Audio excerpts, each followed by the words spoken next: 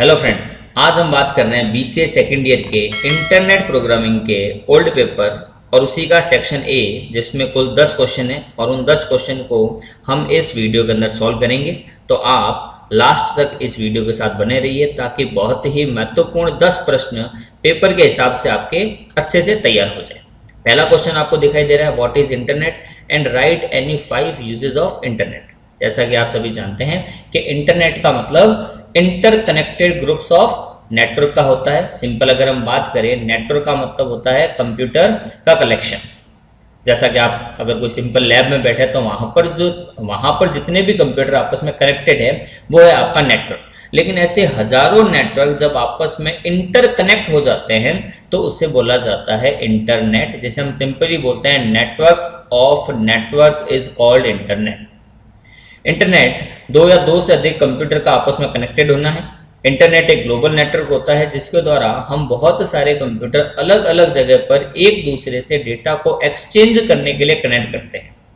ये सभी computer data या इंफॉर्मेशन को email, chatting, video conference, social networking या ई कॉमर्स के जरिए एक जगह से दूसरी जगह एक्सचेंज कर सकते हैं। हम ये कह सकते हैं कि इंटरनेट एक ऐसा माध्यम है जिसके द्वारा दुनिया के अलग अलग जगह पर स्थित कंप्यूटर और डिवाइस को एक दूसरे से कनेक्ट करके डेटा को एक्सचेंज किया जाता है।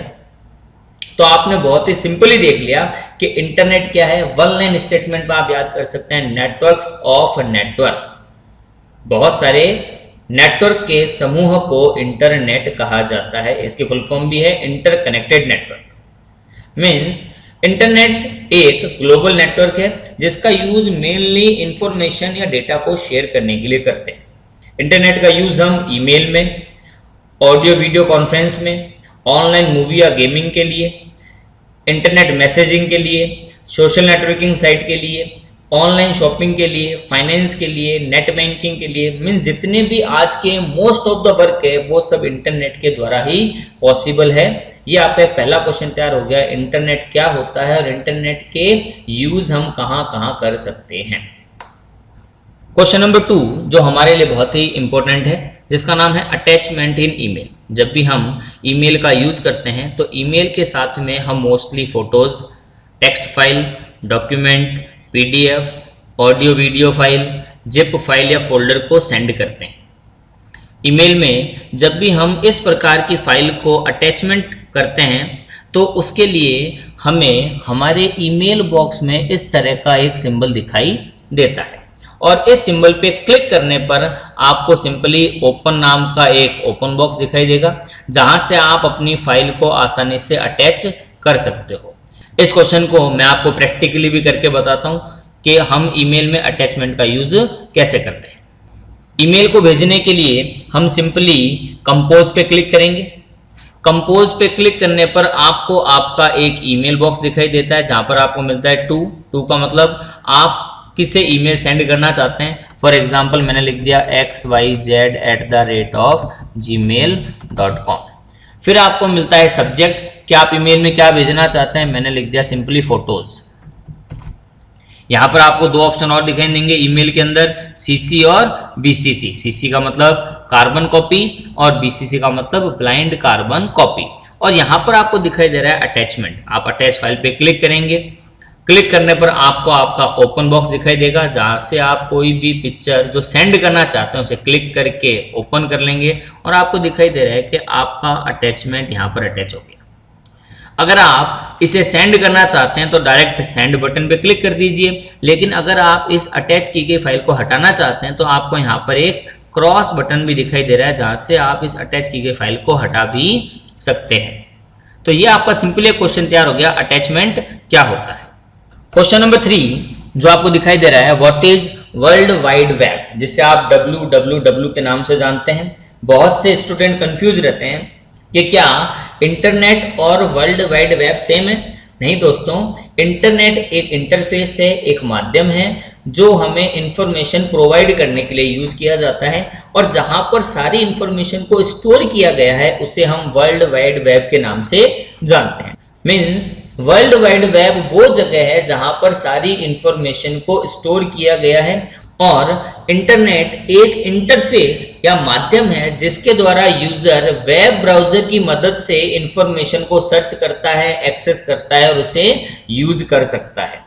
www को टिम बर्नर्स-ली ने 1989 में क्रिएट किया। www की full form world wide web है, जिसे W3 या वेब भी बोला जाता है। ये एक इंफॉर्मेशन स्पेस है जहां पर HTML डॉक्यूमेंट और वेब रिसोर्सेज को URL यूनिफॉर्म रिसोर्स लोकेटर के जरिए आइडेंटिफाई किया जाता है, जहां HTML डॉक्यूमेंट हाइपरलिंक के जरिए आपस में जुड़े रहते हैं और इन डॉक्यूमेंट को हम इंटरनेट के जरिए एक्सेस कर सकते हैं। इंफॉर्मेशन को स्टोर करने का ये एक सेंट्रल हब होता है। मीन्स हमने ये पढ़ लिया कि www क्या है। www एक सेंट्रल हब है, एक सेंट्रल पोजीशन है जहां पर सारी इंफॉर्मेशन को रखा गया है। ये एक प्राइमरी टूल है जिसके जरिए हम इंटरनेट को एक्सेस या कम्युनिकेशन कर सकते हैं। ज्यादातर लोग यही सोचते हैं कि www का मतलब इंटरनेट ही होगा, लेकिन यह एक दूसरे से बिल्कुल जुड़े हुए हैं, परंतु दोनों से अलग भी है। यहाँ इंटरनेट को लाखों कंप्यूटर को जोड़ने वाले ग्लोबल नेटवर्क में जाना जाता है। जैसा कि हम जानते हैं कि इंटरनेट तो एक माध्यम है जिसका यूज ग्लोबल नेटवर्क के रूप में किया जाता है, और www इस नेटवर्क पर पाए जाने वाला वेब पेज का एक बहुत बड़ा नेटवर्क है। आपको यहाँ पर क्लियर हो गया कि इंटरनेट क्या होता है और www क्या होता है। www एक प्रकार का सर्वर हो गया जहां पर सारी इंफॉर्मेशन स्टोर है, और इंटरनेट एक माध्यम हो गया जहां यूजर अपने अकॉर्डिंग डेटा एक्सेस करवा सकता है। तो यहाँ पर आपको क्वेश्चन तैयार करना है www क्या है। Next question number 4, what is web browser and right any 3 name.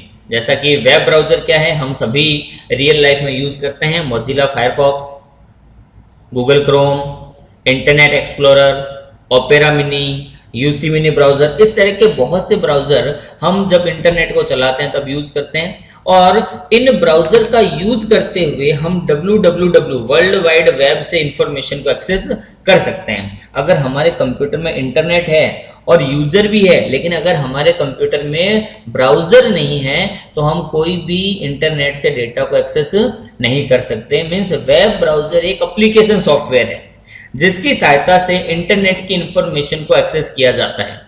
आसान भाषा में यदि कहें तो यह एक सॉफ्टवेयर है जिसका उपयोग आप हर दिन अपने कंप्यूटर या मोबाइल में किसी भी वेबसाइट को एक्सेस करने के लिए करते हैं। इसमें एक एड्रेस बार होता है जिस पर हम URL को एंटर करेंगे, जैसे www.facebook.com, और जैसे ही हम ये URL एंटर करेंगे तो हमारा ब्राउजर हमारे वेब सर्वर को रिक्वेस्ट भेजेगा और वहां से हमें वो facebook.com की वेबसाइट हमारे ब्राउजर के ऊपर डिस्प्ले हो जाएगी। वेब ब्राउजर की मदद से हम इंटरनेट पर मौजूद बहुत सारे वेब पेज को देख सकते हैं और ये उनके फाइल या दूसरे कंटेंट जैसे वीडियो, इमेज या टेक्स्ट को भी ट्रांसलेट कर लेते हैं और हमारी डिवाइस की स्क्रीन पे दिखा देते हैं। Famous web browser Google Chrome है, मोजिला फायरफॉक्स है और इंटरनेट एक्सप्लोरर है। माइक्रोसॉफ्ट एज को भी हम यूज करते हैं, यूसी मिनी ब्राउजर को भी हम यूज करते हैं, ओपेरा मिनी को भी हम यूज कर सकते हैं। एक ऐसा टॉपिक है जो हमारे रियल लाइफ में हम इसे डेली यूज करते ही हैं। मीन्स आप यहां पर यह भी नहीं कह सकते कि गूगल भी एक वेब ब्राउजर है। गूगल एक सर्च इंजन है, यह विशेष बात ध्यान रहे। गूगल एक सर्च इंजन है, क्रोम एक वेब ब्राउजर है, इंटरनेट एक इंटरफेस है और www जहां पर सारी इंफॉर्मेशन को स्टोर किया गया है वो हमारा वर्ल्ड वाइड वेब है। क्वेश्चन नंबर 5 है हमारा, कमेंट इन HTML। बेसिकली आप सभी लोग प्रोग्रामिंग के अंदर कमेंट को पढ़ चुके हैं और कमेंट बेसिकली कंपाइलर के द्वारा इग्नोर किए जाते हैं। कमेंट का यूज प्रोग्रामर किसी भी प्रोग्राम की डेफिनेशन, कुछ नरेशंस, कुछ इंपॉर्टेंट इंफॉर्मेशन को प्रोग्राम में राइट डाउन करने के लिए यूज करता है। वो इन्फॉर्मेशन सिर्फ प्रोग्रामर को ही उसके सोर्स कोड में दिखाई देती है। जब भी इस कोड को हम ब्राउज़र पर रन करते हैं तो यूज़र को वो इन्फॉर्मेशन शो नहीं होती। बेसिकली ब्राउज़र द्वारा कमेंट को इग्नोर किया जाता है और कमेंट को क्रिएट करने के लिए हम इंटरजेक्शन सिंबल का यूज़ करते हैं। जैसा कि आपको यहाँ पर दिखाई दे रहा है कि जब भी हम कमेंट का यूज़ करते हैं तो हम इंटरजेक्शन, देन उसके बाद में डैश और इसके बीच में हम कमेंट को लिखते हैं। कमेंट को ब्राउजर के द्वारा वेब पेज पर डिस्प्ले नहीं किया जाता। जो कंटेंट HTML टैग के अंदर लिखा जाता है वे केवल ब्राउजर और डेवलपर ही देख सकते हैं, एंड यूजर इस कंटेंट को नहीं देख सकता। मीन्स ज़्यादातर प्रोफेशनली प्रोग्रामर ही कमेंट का यूज़ करते हैं। कमेंट को स्टार्ट करने के लिए हम लेस देन के बाद में हम इंटरजेक्शन सिंबल जो भी आपको दिखाई दे रहा है, उसके बाद में 2 डैश का यूज़ करेंगे। उसके बाद जो भी हम कमेंट लिखना चाहते हैं वो कमेंट लिखेंगे। उसके बाद फिर से हम 2 डैश लगाएंगे और ग्रेटर देन का यूज़ करते हुए हम इसे क्लोज कर देंगे। मैं आपको इसका प्रैक्टिकल भी बता देता हूं कि किस तरह से हम हमारे HTML पेज में कमेंट का यूज़ करते हैं।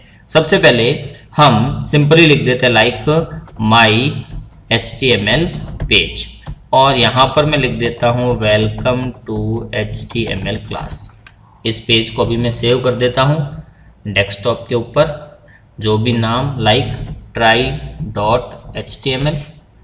आपको डेस्कटॉप के ऊपर try.html नाम का पेज दिखाई दे रहा है। इसको हम रन करते हैं और आपको सिंपली दिखाई दे रहा है कि यहाँ पर आपको दिखाई दे रहा है माई HTML पेज और वेलकम टू HTML क्लास, जो आपने अपने इस कोड में लिखा है। लेकिन हम चाहते हैं कि ये जो माई HTML पेज ये दिखाई ना दे, तो इसके लिए हम यूज़ करते हैं कमेंट, जैसा कि आपको यहाँ दिखाई दे भी रहा है। तो कमेंट को क्रिएट करने के लिए हम इंटरजेक्शन सिंबल, उसके बाद में 2 डैश और हमने लिख दिया माई HTML पेज, उसके बाद फिर से 2 डैश और ग्रेटर देन का यूज़ करते हैं। अब हम पेज को सेव करेंगे और हमारे HTML पेज को लोड करने पर आपको दिखाई दे रहा है कि जो कोड हमने हमारे इस कमेंट सेक्शन में लिखा था वो अब पेज के ऊपर शो नहीं हो रहा। अगर आप इसका सोर्स कोड देखते हैं तो आपको यहाँ पर दिखाई दे रहा है कि जो आपका माई HTML पेज है ये किसके अंदर चला गया, कमेंट में। तो किसी भी प्रोग्राम की हेडिंग या इंफॉर्मेशन को प्रोग्रामर साइड में दिखाने के लिए हम हमारे कोड में कमेंट का यूज करते हैं। ये हो गया आपका सिंपली कमेंट क्या होता है। तो नेक्स्ट क्वेश्चन हम देख रहे हैं जिसका नाम है प्री टैग। ये भी हमारे प्रैक्टिकल क्वेश्चन है। बेसिकली प्री को प्री फॉर्मेटिंग टैग के नाम से जाना जाता है, और वे टेक्स्ट जिसे हम जैसा हमारे नोटपैड या HTML एडिटर में लिखें और वैसा ही वो हमारे ब्राउजर पर शो हो, उसके लिए हम इस प्री टैग का यूज करते हैं। प्री टैग को अगर हम प्रैक्टिकली देखें तो हम अपने HTML कोड में जाते हैं, और अगर सिंपली अभी मैं प्री टैग का यूज नहीं करता हूँ और मैं लिखता हूँ हेलो, एंटर लगा के स्पेस करके लिखता हूँ मैं हाय, एंटर लगा के स्पेस करके लिखता हूँ मैं बाय। इस पेज को हम सेव करते हैं और हमारे ब्राउजर पर दिए गए कोड को रिलोड करते हैं। आप देख पा रहे हैं कि आपने जो कोड अलग अलग लाइन में एंटर या स्पेस का यूज करते हुए लिखा था वो आपको यहाँ पर एक ही लाइन में दिखाई दे रहा है। लेकिन मैं चाहता हूं कि जैसा मैंने यहां लिखा है वैसा ही मेरे ब्राउजर पर आए, तो मैं यहां पर यूज करता हूं प्री, और इसके बाद में हम प्री को क्लोज भी कर देते हैं। पेज को सेव करते हैं और वापस से रिलोड करने पर आपको दिखाई देगा कि जैसा आपने अपने नोटपैड के अंदर कोड को राइट डाउन किया था उसी फॉर्मेटिंग में, उसी फॉन्ट स्टाइल में आपको आपका आउटपुट दिखाई दे रहा है। बेसिकली जब हम किसी HTML के अंदर प्रोग्रामिंग लैंग्वेज के कोड को या प्रोग्राम को लिखते हैं तो इस प्री टैग का यूज किया जाता है। तो ये तो हमारा सिंपली प्री टैग क्या है और प्री टैग का यूज हम कैसे करते हैं। क्वेश्चन नंबर 7 में हम क्वेश्चन देख रहे हैं कि type of style sheet. Basically ये क्वेश्चन CSS का है और CSS को कैस्केडिंग स्टाइल शीट के नाम से भी जाना जाता है। जनरली CSS का यूज किसी भी वेब पेज को डेकोरेट करने के लिए किया जाता है। HTML में हम सिर्फ अपने वेब पेज को बोल्ड, इटैलिक या अंडरलाइन कर सकते हैं। ज़्यादा से ज़्यादा हम बैकग्राउंड कलर इंसर्ट कर सकते हैं या इमेज डाल सकते हैं। लेकिन अगर हम हमारे वेब पेज को और ज़्यादा इफेक्टिव, इम्प्रेसिव बनाना चाहते हैं तो उसके लिए हम HTML का एक इम्पोर्टेंट पार्ट CSS का यूज करते हैं। CSS को बेसिकली स्टाइल शीट भी कहा जाता है, और CSS 3 प्रकार की होती है, इनलाइन, इंटरनल और एक्सटर्नल। इनलाइन CSS को हमेशा बॉडी सेक्शन के अंदर किसी भी टैग के साथ में स्टाइल नाम का एट्रीब्यूट लगा के लिखा जाता है। इंटरनल CSS को हम हेड सेक्शन में लिखते हैं और इसके लिए हम स्टाइल नाम के टैग का यूज करेंगे। यहाँ पर ये 2 चीज आप विशेष ध्यान रखें कि अगर आप इनलाइन CSS का यूज करते हैं तो आप किसी भी टैग के साथ में स्टाइल नाम के एट्रीब्यूट का यूज करेंगे। लेकिन अगर आप इंटरनल CSS को यूज करते हैं तो आप हेड सेक्शन में स्टाइल नाम के टैग का यूज करते हैं। हमारी जो थर्ड CSS है वो है एक्सटर्नल, जिससे हमेशा एक ब्लैंक पेज में लिखा जाता है, जहां पर HTML, हेड, टाइटल, बॉडी कोई भी टैग नहीं होते। इस पेज को हम .css एक्सटेंशन से सेव करते हैं और बाद में इस CSS के पेज को HTML पेज के साथ में लिंक किया जाता है, जिसके लिए हम लिंक टैग का यूज करते हैं। तो ये हमारे बहुत ही इंपॉर्टेंट क्वेश्चन तैयार हो गया। CSS कितने प्रकार की है? इनलाइन, जिसे बॉडी सेक्शन के अंदर,